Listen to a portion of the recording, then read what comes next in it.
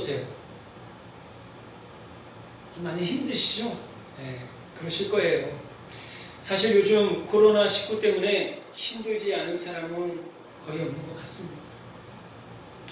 저도 지금까지 살아오면서 뭐들 어려움이 없었던 것은 아니지만 요즘처럼 힘듦이 이렇게 피부로 확 와닿는 것은 거의 처음인 것 같아요. 그 정도로 힘이 듭니다. 솔직히. 그도 그럴 것이 이놈의 코로나19가 현대도 참 많은 어려움을 가져다 주고 있기 때문에도 그렇지만 더 힘들다고 느껴지는 이유가 이 코로나19가 언제 끝날지 또 끝나기는 하는 건지 도무지 알 수 없기 때문이 아닌가 싶어요. 한마디로 요즘 상황 속에서 미래를 바라보면 어떤 희망조차도 없어 보이는 것 같아서 우리 모두가 느끼는 그 힘듦이 더 큰 힘듦으로 다가오는 것이 아닌가 생각을 해봅니다. 하지만 그럼에도 불구하고 우리가 희망을 계속해서 가지고 살아갔으면 하는 이유는요. 지금까지 우리가 살아온 역사를 보면 오늘 우리가 겪고 있는 고난보다 더 큰 고난들이 셀 수 없이 많이 찾아왔었다는 것입니다. 그런데 그럴 때마다 놀라운 것은요. 물론 찾아온 고난으로 인해 어쩔 수 없는 많은 물리적, 인적인 희생을 감수해야 할 때도 있었지만 분명한 사실은 견뎌내고 이겨냈었다는 사실입니다. 저는 하나님이 온 세상을 주관하는 분이라는 진리를 믿는 사람이기 때문에요. 이 모든 역사적 상황 속에는 늘 우리가 이해할 수 없는 하나님의 놀라운 섭리와 은혜 그리고 도우심이 있었기 때문에 연약한 인간들이 그 많은 고난들을 견뎌내고 이겨왔다고 믿습니다. 그렇기 때문에 오늘 우리가 코로나19로 인해 겪고 있는 이 어렵고 힘든 고난 속에도 반드시 우리가 이해할 수 없는 하나님의 뜻이 있다고 믿습니다. 그리고 지금까지 그래 오셨듯이 하나님께서 반드시 이 코로나19라는 고약한 녀석을 우리가 이겨나갈 수 있도록 도와주실 것이라고 믿습니다. 아니 하나님의 때가 되면 반드시 하나님께서 온전히 해결해 주실 것이라고 믿습니다. 그러하기에 믿음 안에서 그날을 소망하며 이 고난의 때를 함께 이겨나가는 저와 여러분이 되기를 간절히 소망해 봅니다. 오늘 이 귀한 시간 여러분에게 한 가지 질문을 하면서 오늘 말씀을 본격적으로 나누어 보려고 합니다.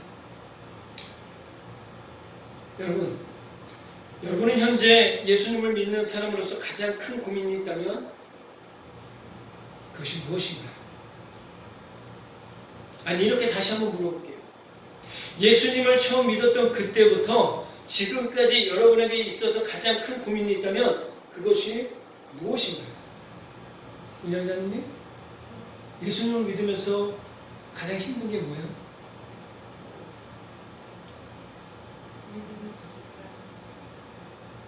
네, 뭐라고? 네, 맞습니다. 네. 마스크 때문에 잘 들리지 않아요. 네, 그러나 제가 마음으로 이렇게 와닿는 것 같아요. 예. 제 얘기를 좀 말씀을 드리면요.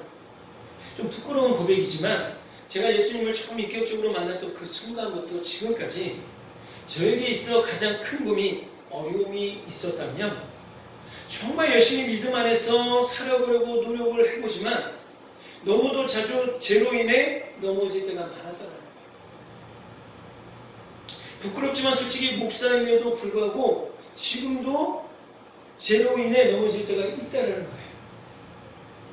단 제가 목사가 되기 전과 다른 것이 하나 있다면 옛날에는 막 눈에 보이는 그 죄, 그런 죄들을 반복적으로 지었었다면 지금은 오직 하나님만 은밀히 아는 죄.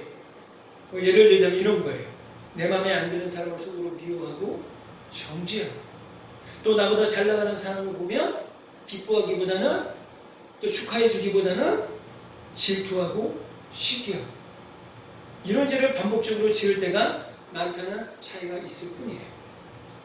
여러분, 제가 이렇게 연약한 사람입니다.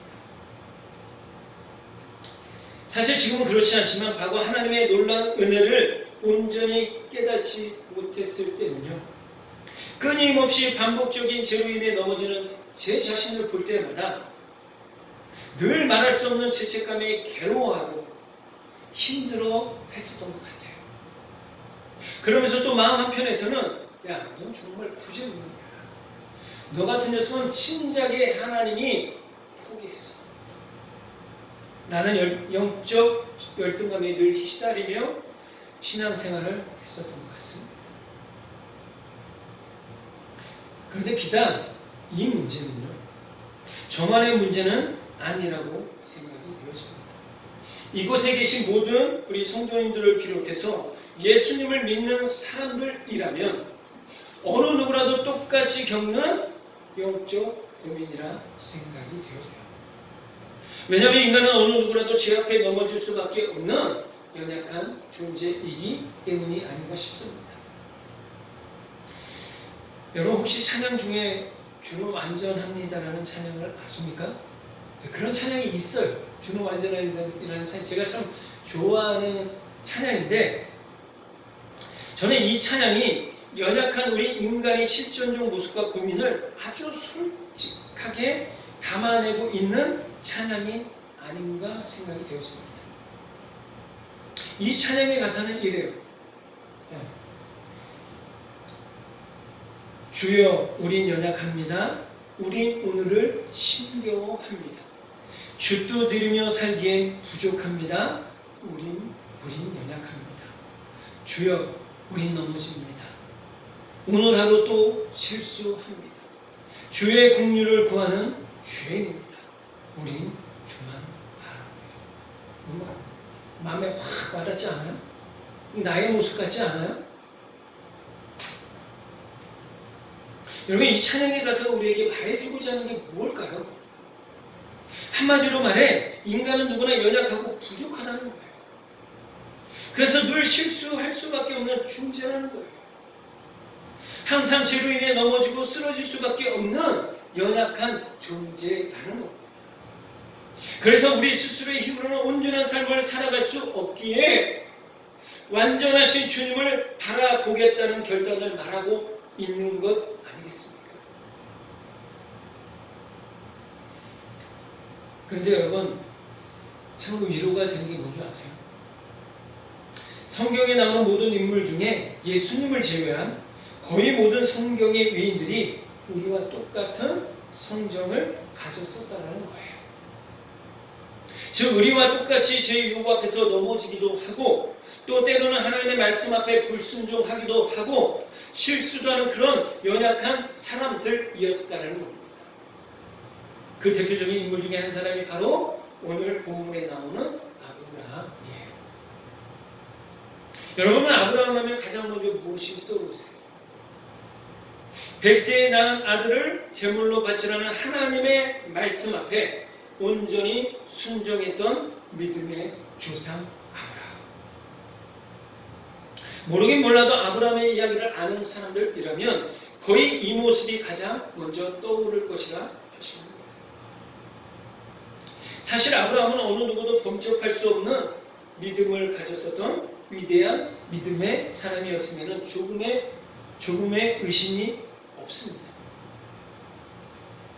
오죽하면 아브라함의 별명이 믿음의 조상이었겠어요. 하지만 오늘 본문에 나오는 아브라함의 모습을 보고 나면 그토록 위대해 보였던 믿음의 사람 아브라함도 연약한 우리와 별반 차이가 없음을 느끼게 될 것입니다.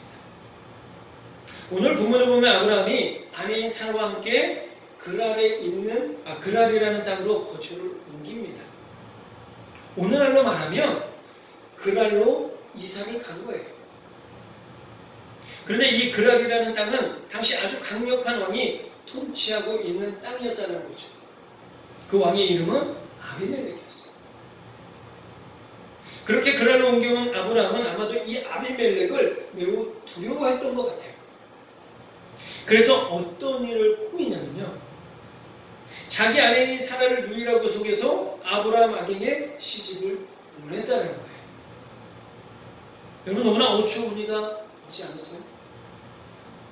믿음의 조상이라는 사람이, 열국의 압이라는 사람이 자기만 살겠다고 하나님이 평생 배필로 짝지어 주신 자기 아내를, 그토록 아름답고 사랑스러운 자기 아내를 다른 사람에게 누이라고 속여서 시집을 보냈다는 거예요.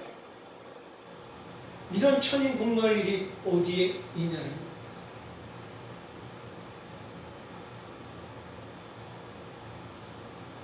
그런데 여러분, 더 어처구니 없는 사실이 뭔지 아세요? 아브라함이 이런 비상식적인 일을 저지른 게 이번이 처음이 아니라는 거예요. 우리가 읽지는 않았지만 창세기 12장에 보면 아브라함은 하나님의 명령을 따라 갈대아 우르를 떠나 하나님이 약속하신 땅인 가나안 땅에 도착을 하거든요. 그런데 불행하게도 도착하자마자 그 땅에 기근이 찾아온 거예요. 기근이. 그래서 그 땅에 머물러 있으라는 하나님의 명령을 어기고 어디로 가냐면 당시 너무나도 비옥한 땅이었던 애굽으로 내려갑니다. 그런데 아브라함이 애굽에 내려가서 처음으로 행한 일이 바로 오늘 본문과 똑같이 자기만 살겠다고 자기 아내인 사라를 누이라고 속여서 애굽 왕에게 주었다는 거예요. 그런데 다행히 하나님이 개입하셔서 애굽 왕으로부터 아내의 사라를 아무 일 없이 다시 찾아오게 해주셨다는 거죠. 그런데 그 은혜를 잃어버리고 지금 또다시 똑같은 죄를 아브라함이 범하고 있다는 거예요. 여러분 물어보겠습니다. 아브라함이 이처럼 반복적인 죄를 짓는 근본적인 이유가 무엇 때문이라고 생각하세요? 아브라함에게 하나님에 대한 믿음이 없었던 것일까요? 아니면 하나님의 은혜가 부족했기 때문이었을까요? 아니면 아브라함이 체험이 부족한 사람이었었기 때문이었을까요? 아닙니다. 오늘 본문 앞장이 19장에만 봐도 아브라함은 소돔과 공헌한 땅이 멸망당하는 것을 보았거든요. 그로 인해 죄의 결과가 얼마나 끔찍한지를 아주 처절하게 보았었거든요. 그럼에도 불구하고 아브라함은 왜 하나님이 기뻐하지 않는 선택을 하고 반복적인 죄를 범하고 있냐는 거예요. 그 이유는 지금 아브라함에게는 자신을 지금까지 인도해 주셨던 하나님이 보이지 않고 아비멜렉만 보이기 때문에 즉 자신의 눈앞에 있는 상황과 문제만 보이고 그 문제를 주관하시고 해결하시는 하나님이 보이지 않기 때문에 그렇다는 거예요. 여러분 우리가 신앙생활을 해나가면서 반드시 기억해야 할 것은 어제의 은혜 그리고 어제의 체험은 분명 너무나도 귀한 것이면 사실이지만 오늘의 삶 가운데서 하나님과의 동행하심이 없이는 우리 또한 아브라함처럼 하나님 중심의 결정이 아닌 상황 중심적, 사람 중심적인 결정을 내릴 수밖에 없다는 사실입니다. 다시 말해 오늘 내가 하나님과 동행하지 않으면 오늘 내가 하나님을 붙잡지 않으면 오늘 내가 하나님 중심적이지 않으면 오늘 내 앞에 놓여진 상황과 문제들을 온전히 해결할 능력이 없다라는 겁니다. 왜냐하면 우리는 하나님이 은혜를 주지 않으면 하나님 중심적인 선택을 할 수 없는 연약한 존재들이기 때문에 그래요.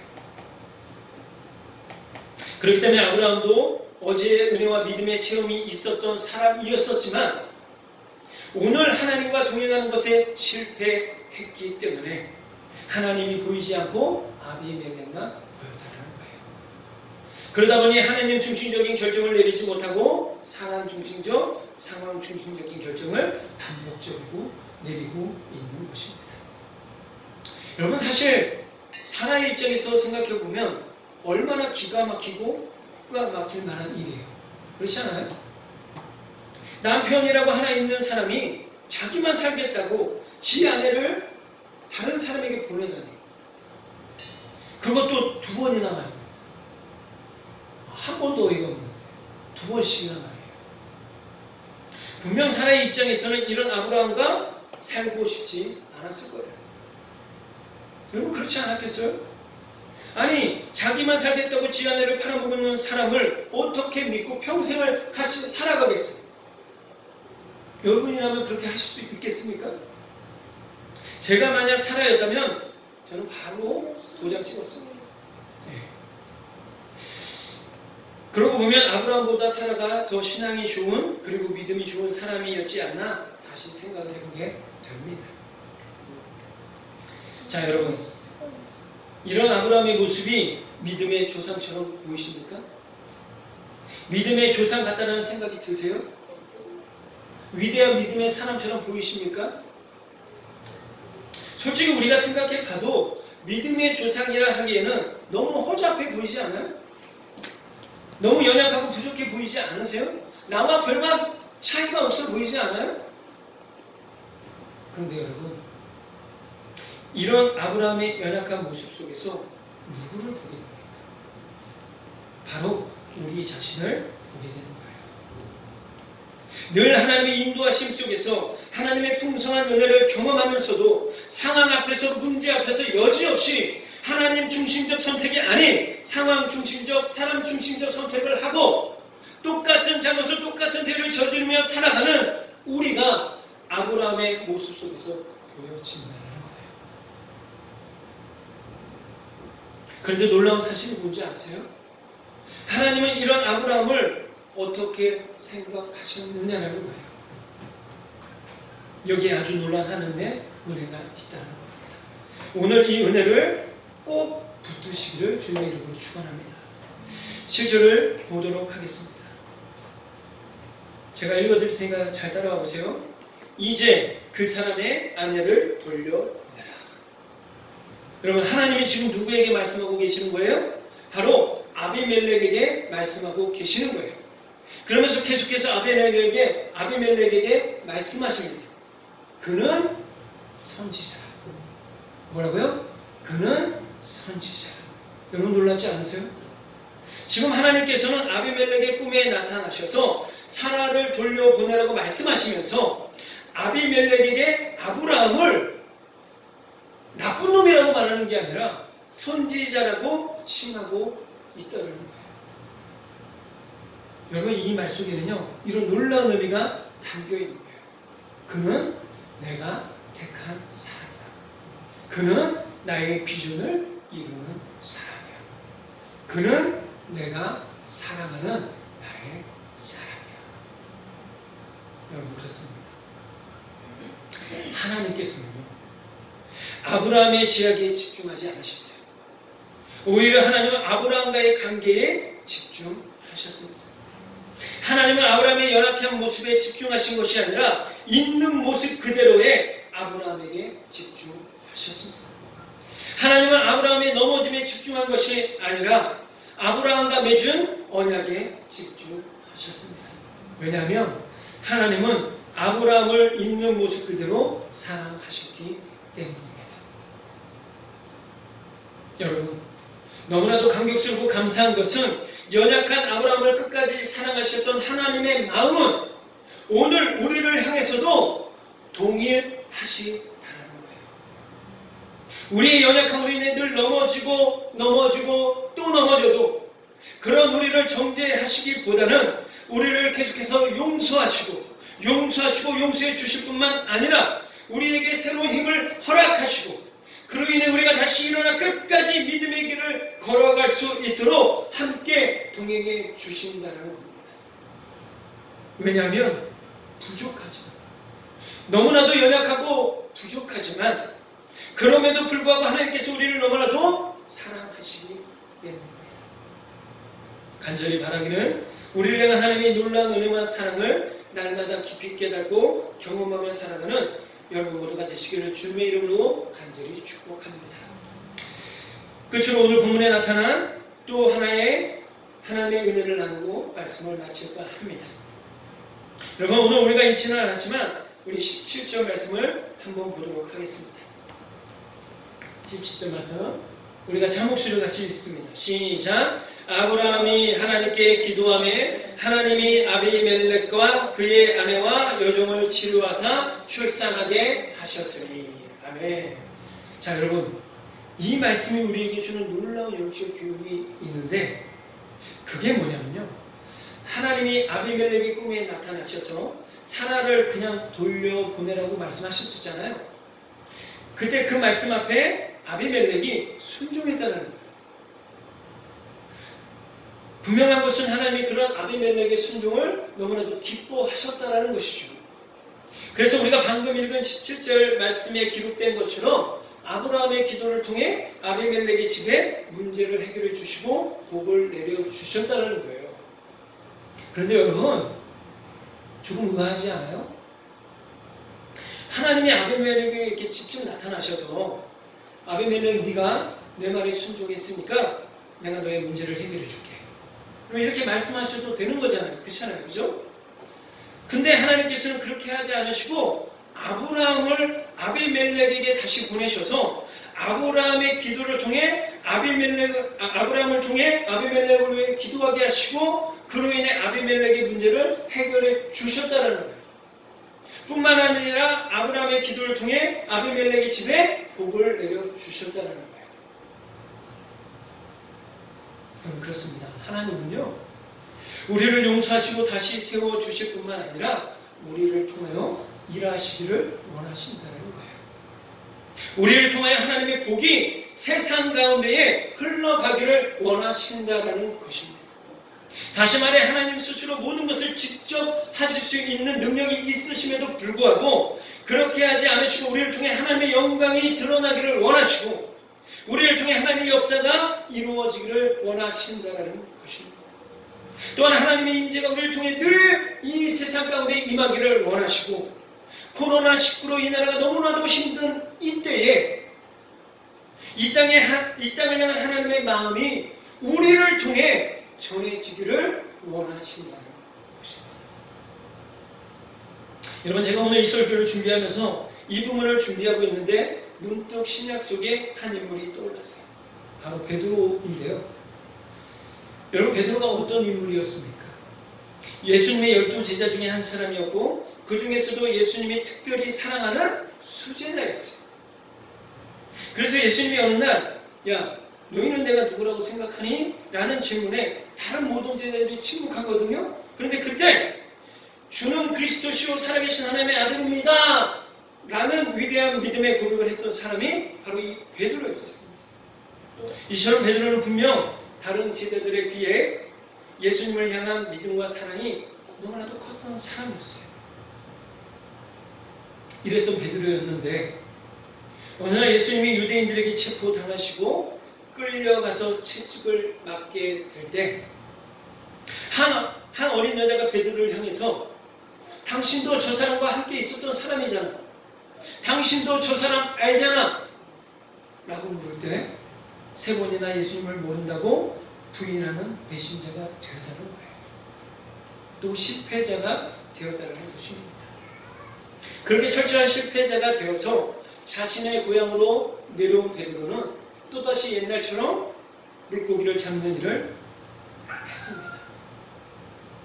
그런데 놀랍게도 배신자 실패자가 되어서 모든 희망을 잃어버린 삶을 살아가던 베드로에게 부활하신 예수님이 찾아온 거예요. 그리고 베드로를 만나자마자, 야, 내가 너를 얼마나 사랑했는데, 내가 너를 얼마나 아꼈는데, 내가 너에게 얼마나 잘해줬는데 네가 어떻게 나를 배신할 수가 있어? 와 같은 말씀은 하나도 하지 않으시고 오히려 물고기를 그으시고 떡을 준비하셔서 물고기를 잡고 돌아온 베드로를 먹이십니다. 그리고 베드로에게 조용히 이렇게 물으시는 거예요. 베드로야, 너 나 사랑하지? 베드로야, 너 나 진짜 사랑하지? 여러분, 우리가 인생을 살아가면서 우리의 모든 것이 한꺼번에 와르르 무너질 때가 있어요. 우리의 계획이 무너지고 우리의 꿈이 무너지고 우리가 하나님 앞에서 결단하고 약속했던 모든 것들이 우리의 연약함으로 인해, 우리의 부족함으로 인해 와르르 깨어지고 무너질 때가 있다는 거예요. 또 우리의 제약된 모습으로 인해 하나님 앞에 옳지 않는 선택을 하고 하나님께 그로 인해 죄를 지을 때도 있다라는 것입니다. 그럴 때마다 하나님은 우리를 찾아오셔서 단 한 번도 우리를 향해 너 왜 항상 그 모양이야? 야, 난 너에게 진짜 실망했다 라고 말씀하지 않으시고 오히려 이렇게 우리에게 말씀해 주신다는 거예요. 괜찮아, 괜찮아. 그럴 수 있어, 그럴 수 있어. 다시 시작하면 되는 거야. 다시 힘내. 그러면서 우리에게 베드로에게 물으셨던 것처럼 이렇게 물으시는 거예요. 그래도 너 나 사랑하지? 우리가 이 물음에 네 주님 사랑합니다. 내가 많이 부족하지만 그래도 주님 사랑합니다 라고 대답하게 될 때 주님은 우리에게 더욱 놀라운 말씀을 해주신다는 거예요. 그래? 그럼 내가 목숨을 주고 산 내 양들을 내가 책임져 줄래? 그래? 내 목숨보다 귀한 양들을 너에게 맡길 테니 네가 책임져 줄래? 사랑하는 여러분, 분명한 사실은 오늘 우리에게 은혜를 주신 하나님, 우리를 다시 살리시고 회복시켜 주신 하나님께서 우리들에게만 은혜를 주시고 우리들만 살리시기를 원하시는 것이 아니라 오늘 제약으로 이 땅에서 죽어가고 있는 많은 사람들을, 또 예배가 무너져 영적으로 죽어가는 많은 사람들을 우리를 통해 살리시기를 원하신다는 거예요. 이 모습이 바로 하나님 나라의 백성된 우리에게 하나님께서 부여해 주신 진정한 우리의 정체성이라는 겁니다. 끝으로 아주 짧은 영상 하나 보고 말씀을 정리할까 합니다. 영상 한번 보겠습니다.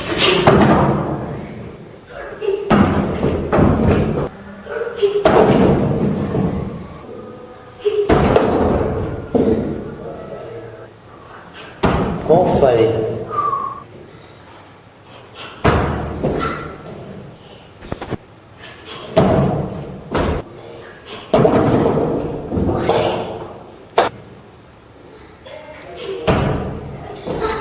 Vậy của nó vì chủ nhiều phải không thì một số chuyện ok bộ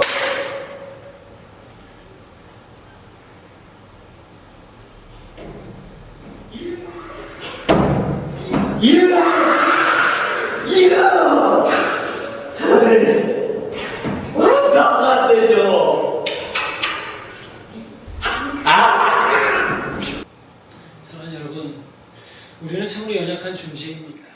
우리는 참으로 부족한 존재예요. 그래서 우리는 너무나도 자주 실수하고 실패하고 넘어지고 또 잘못된 선택도 하고 반복된 죄를 계속해서 지울 수밖에 없는 참으로 부족한 존재라는 겁니다. 그럼에도 불구하고 우리가 참으로 고귀한 존재일 수밖에 없는 이유는 우리 한 사람 한 사람을 하나님께서 독생자 예수 그리스도를 죽이시기까지 사랑한 존재이기 때문입니다. 즉 하나님이신 예수님께서 이 땅에 오셔서 자신의 목숨을 내어주고 다시 사신 너무나도 귀한 존재이기 때문입니다. 그래서 방금 본 영상에 나오는 어린 소녀처럼 의자에 올라가려고 계속해서 도전하지만 계속해서 실패하게 될 때 그 어린 소녀의 아버지가 자신의 딸을 향해서 왜 자꾸만 실패하는 거야? 그렇게밖에 못하겠어? 라고 말하지 않고 어떻게 했어요? 끊임없이 격려해주고 힘을 주었던 것처럼 우리가 믿음의 삶을 이 땅에서 살아가는 동안 우리의 연약함으로 인해 비록 계속해서 실수하고 넘어지고 쓰러진다고 하더라도 하나님께서는 절대로 우리를 책망하지 않으시고 또 포기하지 않으시고 날마다 우리 곁에서 우리가 다시 일어날 수 있도록 끊임없이 격려해주고 힘을 주신다는 사실을 반드시 기억하시기를 바랍니다. 그러하기에 우리가 할 일은 우리가 얼마나 연약하고 부족한 자인가에 집중하는 것이 아니라 우리가 하나님에게 있어 얼마나 고귀한 존재임을 깨닫고 날마다 완전하신 주님을 믿고 의지하며 주님이 걸어가신 그 영광의 길을 믿음 안에서 치설대에 살아가는 것일 겁니다. 간절히 바라기는 저와 여러분의 삶을 통해 하나님의 영광이 이 땅에 드러나기를 원하고 또 하나님의 사랑이 이 땅 가운데 온전히 흘러가기를 원하고 또 그로 인해 하나님의 나라가 우리의 삶의 현장 속에 온전히 임하게 되시기를 주님의 이름으로 간절히 축복합니다.